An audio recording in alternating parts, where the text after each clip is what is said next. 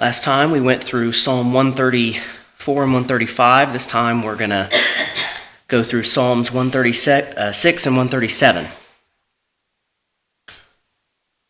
Starting with Psalm 136, beginning in verse 1, it says, "O give thanks unto the Lord, for he is good, for his mercy endureth forever.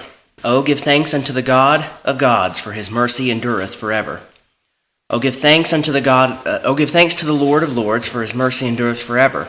To him who alone doeth great wonders, for his mercy endureth forever.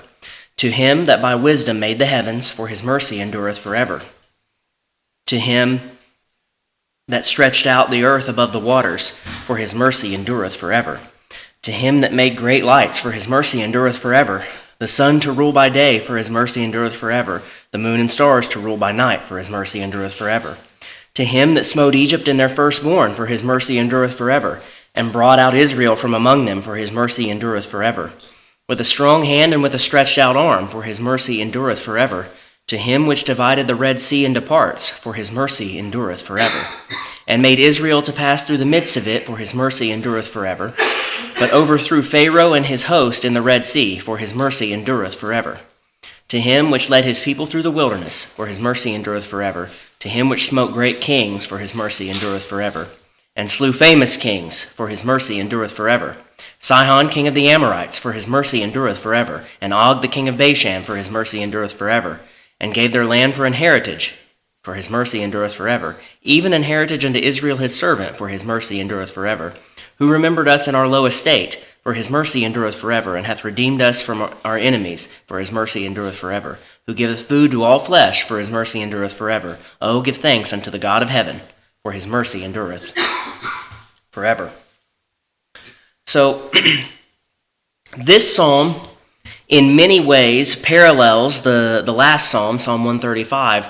We see that it here is not necessarily saying to praise the Lord or give praise to the Lord or praise ye the Lord like the previous psalm did, but it says, "Oh, give thanks unto the Lord." And it's specifically got to do with gratitude to God, not just recognition of his wonder and greatness and praising him for that, but specifically being grateful for him. Now, we're not going to go back through every single verse in this psalm because, again, it is very similar in nature and content as far as what's mentioned and what's brought up to the previous psalm. We'll just go in sections here. So verse 1 is the introduction. It says, "O give thanks unto the Lord, for he is good, for his mercy endureth forever." And then verses 2 and 3 discuss his greatness, his majesty, his highness, his preeminence. He is the God of gods. He is the Lord of lords. Now, starting with verse 4, we see it says that he does great wonders, and then we see that it moves into the creation, that he made the heavens, he stretched out the earth above the waters, made great lights, caused the sun to rule by day and the moon and stars to rule by night. So verses 4 through 9 deal with the recognition of him as creator. We see that every verse here in this section says, or almost every verse says, "to him." What that means is give thanks to him, because it's going back and referencing verse 3, where it says, "Oh, give thanks." And then verses 8 and 9 do not say "to him," but they're continuing the thought of God making the great lights as part of creation. Now in verse 10, we get into "to him that smote Egypt in their firstborn."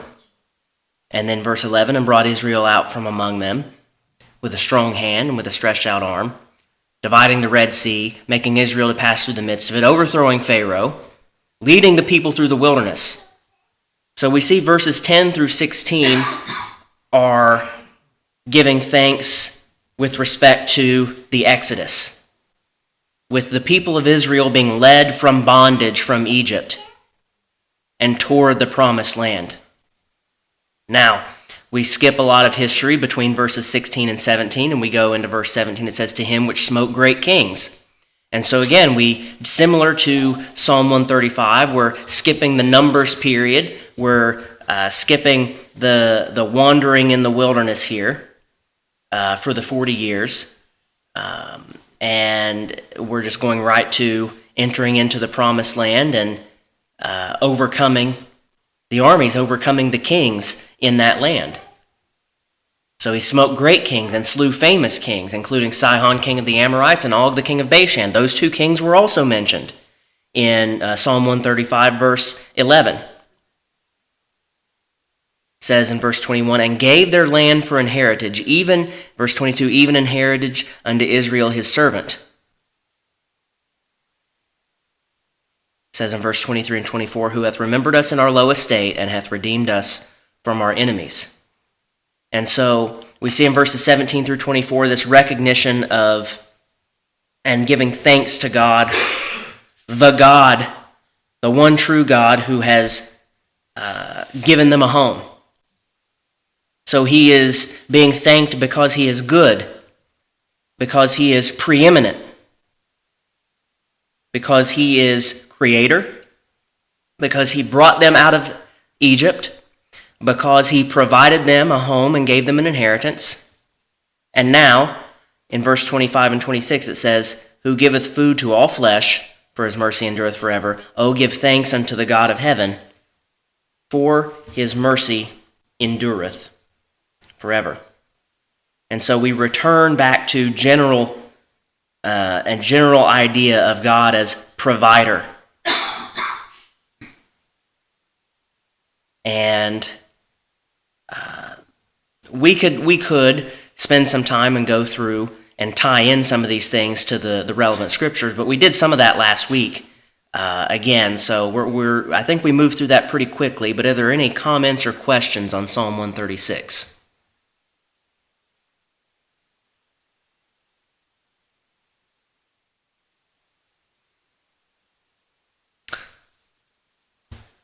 Again, if you would like to go through and compare and see the companion passages for that psalm, you're looking in Genesis chapter 1 for the creation. You're looking in Exodus chapter 12 for part of the actual Exodus itself. You're going to look in Jeremiah 16, Jeremiah 15, Jeremiah 23. You're going to look in Exodus 14, Exodus 13, 14, and 15. And then through the slaying of the kings and the giving the inheritance, you'll be looking at the book of Judges. Or the book of Joshua, excuse me. So, with that being said, we'll move into Psalm 137. Starting in verse 1, it says, "By the rivers of Babylon, there we sat down, yea, we wept when we remembered Zion. We hanged our harps upon the willows in the midst thereof. For there they that carried us away captive required of us a song, and they that wasted us required of us mirth, saying, Sing us one of the songs of Zion. How shall we sing the Lord's song in a strange land? If I forget thee, O Jerusalem, let my right hand forget her cunning. If I do not remember thee, let my tongue cleave to the roof of my mouth. If I prefer not Jerusalem above my chief joy. Remember, O Lord, the children of Edom in the day of Jerusalem, who said, raise it, even to the foundation thereof. O daughter of Babylon, who art to be destroyed, happy shall he be that rewardeth thee as thou hast served us. Happy shall he be that taketh and dasheth thy little ones against the stones." So, this psalm in particular is a strong shift from the songs of degrees that we've been reading for several weeks, and then these last two Psalms 135 and 136, songs of praise and thanks. This psalm is a psalm of mourning. This is after the destruction of Jerusalem, the captivity of Judah. It begins in the same way as the book of Ezekiel. It says, by the rivers of Babylon, there we sat down, yea, we wept when we remembered Zion. In Ezekiel chapter 1, verse 1, Ezekiel was by the river Kedar in Babylon.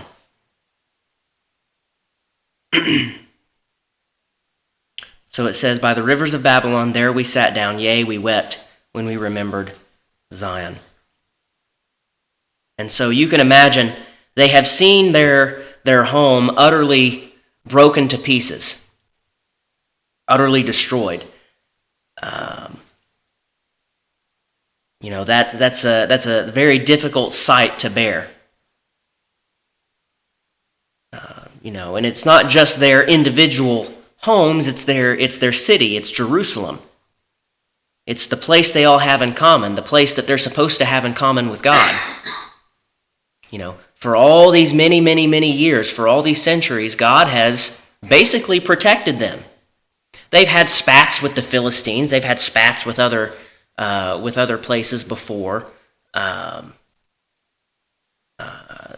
but nothing to where they were ever actually removed and their home destroyed. And this is a first for the nation since coming into the Promised Land, specifically the nation of Judah.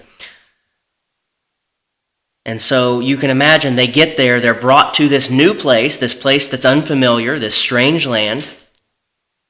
And they get there, they sit down by the rivers, they weep. And they remember their home. It says, we hanged our harps upon the willows in the midst thereof. For there they that carried us away captive required of us a song, and they that wasted us required of us mirth, saying, sing us one of the songs of Zion.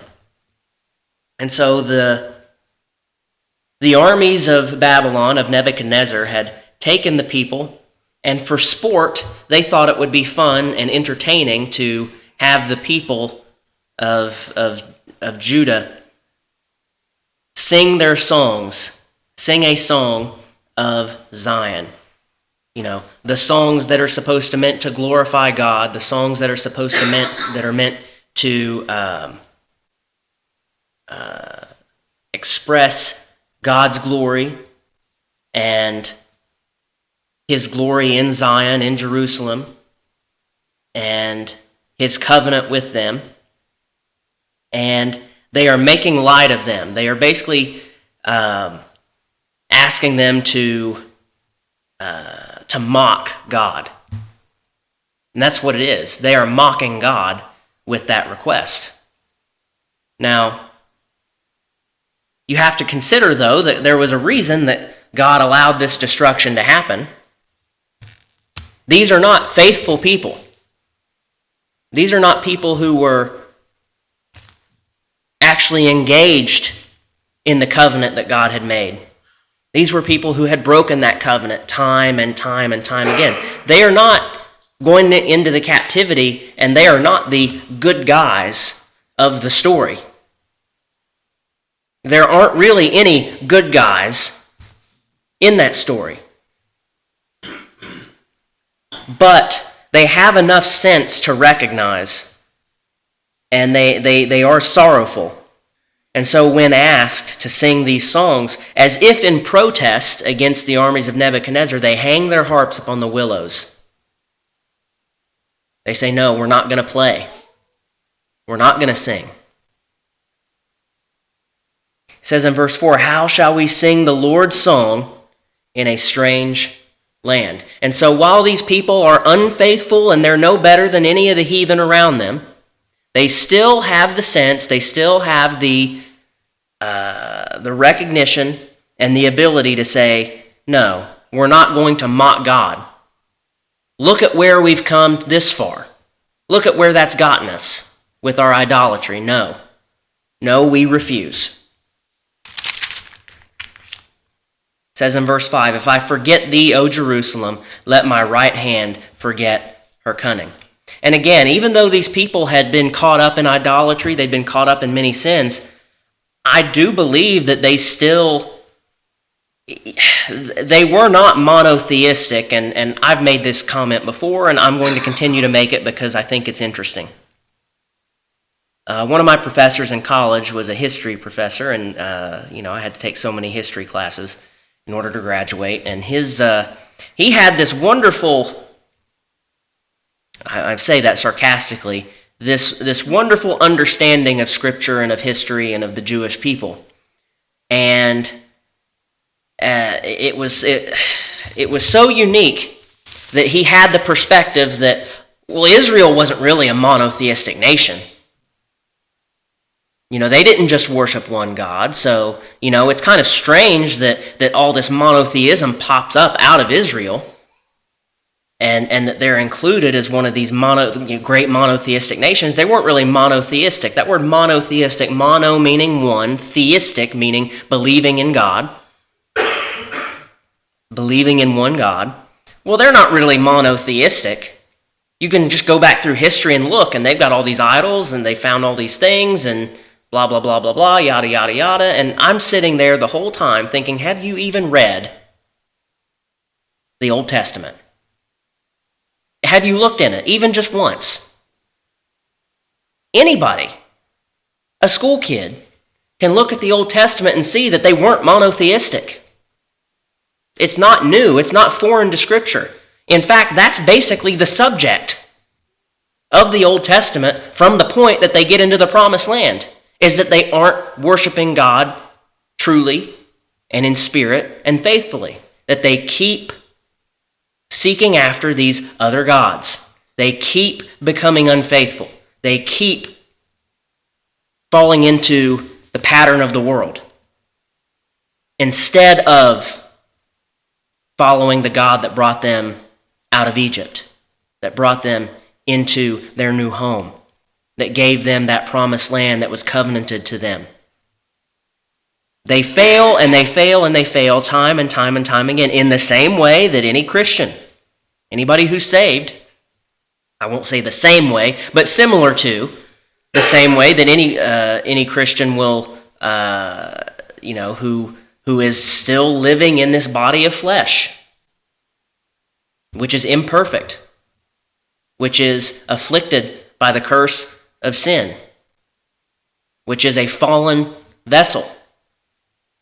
We still sin, even though we're redeemed, even though we've been given the Holy Spirit, even though our soul has been changed, our body is still weak. Our body is still corrupted. One day, this corrupted body will be put away, and we will take on an incorruptible body, and we will do no more sin from that point, but that is not today, at least not as of this moment that I'm speaking right now, unless something crazy happens. As of this moment that I'm speaking right now, it's not right now, it's not this moment. Could be 8 moments from now, it could be 8,000 moments from now. There will come a time where that will be true, but it is not true as of right now. So we can understand, we can't approve, we can't sign off, we shouldn't condone, but we can understand from a human perspective how it happens. And we can take it as a warning and as an example. Hey, look, they had this pattern of falling back into the same sins over and over and over again. Maybe we can learn from that. Maybe there's something to be gleaned there. Maybe there's something that we can take. And when you recognize that you're doing the same thing again and again and again, do something different. I know that one's, I had to work really hard to pull that one out, but that's a lesson that can be learned. So, even though that they are in this state of a pattern of sin, I do want to highlight, though, that here in verses 5 and 6, if I forget thee, O Jerusalem, let my right hand forget her cunning. If I do not remember thee, let my tongue cleave to the roof of my mouth. If I prefer not Jerusalem, above my chief joy. They still had the understanding that what they had was special. They wanted to follow after other gods, yes, but they still had an understanding. Even if they didn't follow it, even if they didn't practice it, they still at least had this understanding that something about their nation was special, that something about God was special, that something about his temple was special, something about Jerusalem was special. They just didn't live like it. And they still had a care and a love for their home. Just as anybody would. You don't have to live in Jerusalem. You don't have to live in a holy city to care about your home.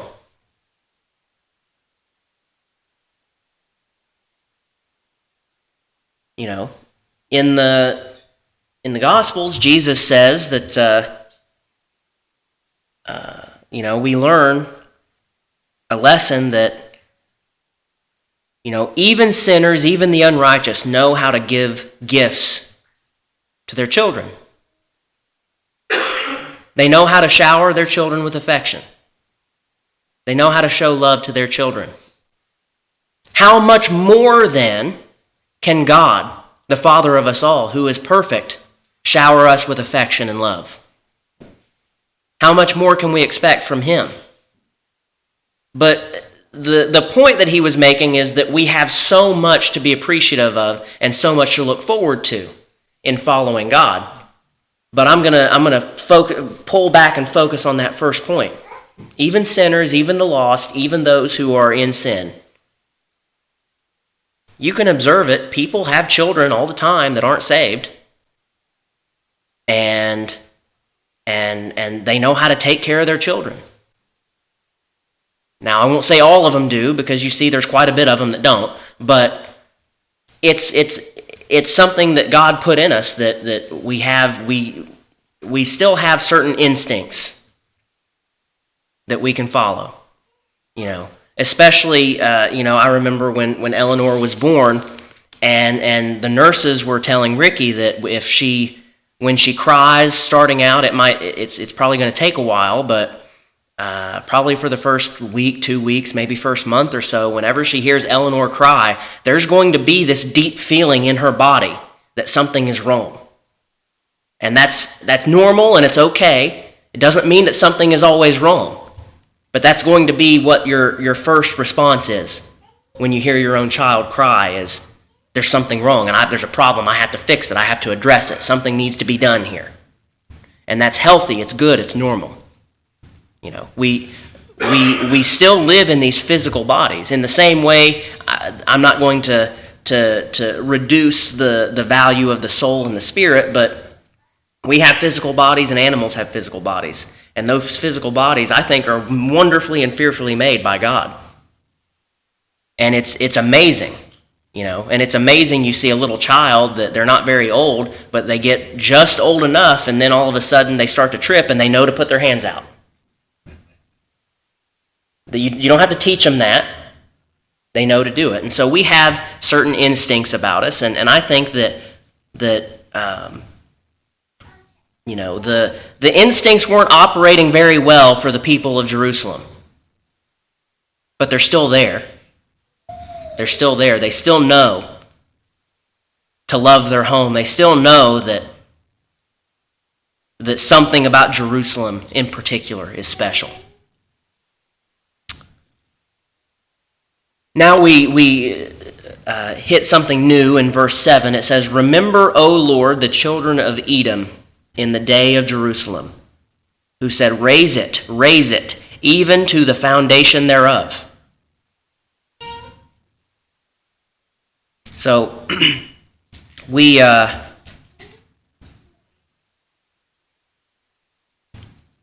studied this. It's been a long, long time ago when we went through our study of Edom in preparation for the book of Obadiah.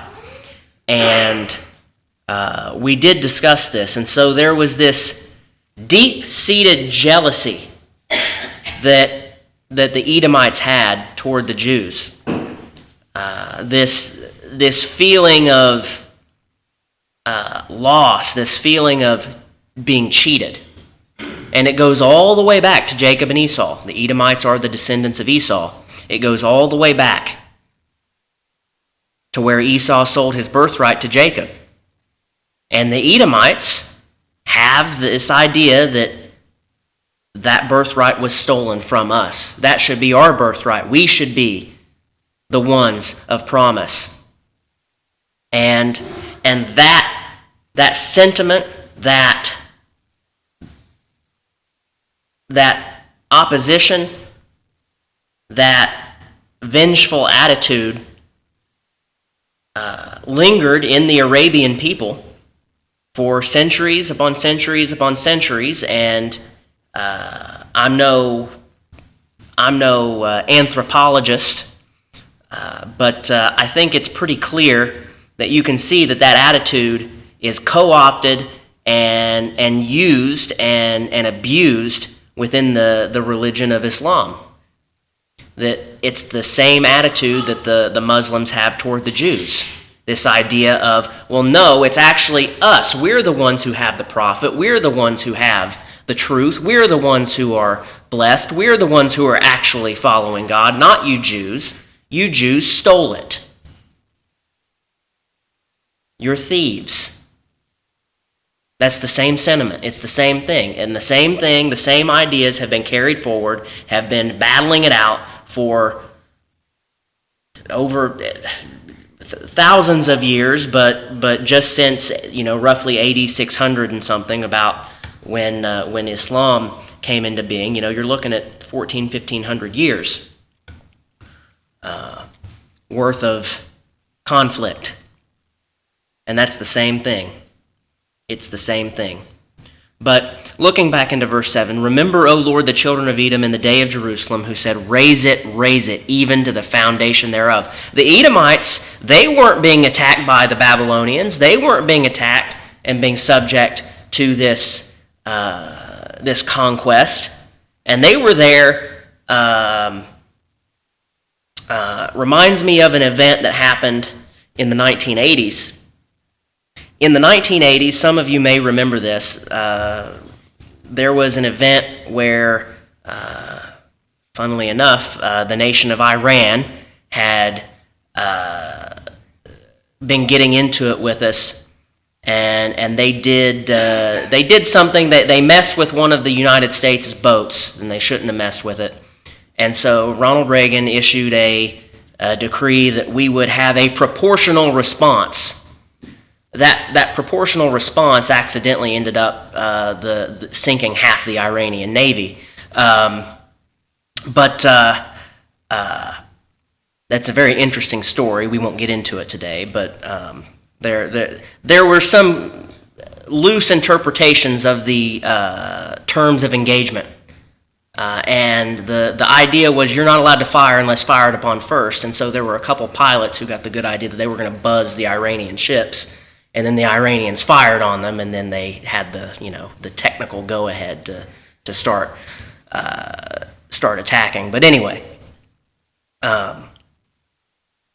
this idea, during this whole thing, there were some Soviet ships that showed up, and it's on record that when they were basically radioed by the United States, hey, what are you doing here? The Soviets literally just told them, we're just here to take pictures. They showed up with a bucket of popcorn to watch what was going down, essentially, because it was entertaining. They thought it was great. Now, that's a little bit of a joke, but, of course, you're going to, any major rival is going to go and is going to observe what's going on with its major rival in conflicts like this. But they basically just said, we're not here to interfere, we're just here to watch. And so they just did. They just watched the whole thing go and took pictures, and it was very entertaining for them. And the Edomites here, Israel is their great enemy. In their eyes, Israel is their great rival. And so when Babylon comes in and settles business, the Edomites are just there on the sidelines, cheering it on. That's what they were doing. Remember, O Lord, the children of Edom in the day of Jerusalem, who said, raise it, even to the foundation thereof. Cheering on the destruction of the holy city where God had set his name.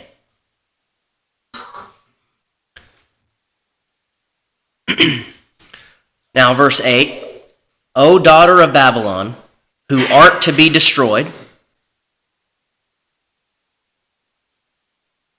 happy shall he be that rewardeth thee as thou hast served us. Happy shall he be that taketh and dasheth thy little ones against the stones. Now, we do know that eventually the Chaldeans who were in charge of Babylon were conquered by their cousins, the Medes and the Persians. And so Babylon, under the people of the Chaldeans, under Nebuchadnezzar, it did not last. It didn't even last multiple generations. Nebuchadnezzar's son, Belteshazzar, he, the famous saying, seeing the writing on the wall. Well, he was the one who saw the writing on the wall. The hand of God wrote upon the wall what was going to happen. It spelled doom for the nation. And Nebuchadnezzar's own son was the last Chaldean ruler of Babylon. And so Jesus tells Peter, and we understand from the Gospels that specifically most often quoted from the Gospel of Matthew, that he that lives by the sword shall die by the sword. And that's what happened to the nation of Babylon. That's what happened to the Chaldeans. They lived by the sword and they died by it. Just because God used them, just because God found a purpose for them, does not mean that they were living justly. Does not mean that they were righteous. And so, in their unrighteousness, they were stricken down. And so, this is not glorification of violence. It's not celebration of violence. It's recognition that those who conquer will celebrate. Those that conquer will take pleasure. O daughter of Babylon, who art to be destroyed, happy shall he be that rewardeth thee as thou hast served us. They're basically saying, in the same way that you had joy and were happy and were having fun and gaining pleasure from destroying our city and taking us captive, the same is going to happen to you. Somebody else is going to enjoy that same thing when they do it to you. Happy shall he be that taketh and dasheth thy little ones against the stones. And so the implication there is that's exactly what they did in Jerusalem, that they found the little children and dashed them against the stones. And that's a horrible, horrible event, a horrible, horrible sight, because,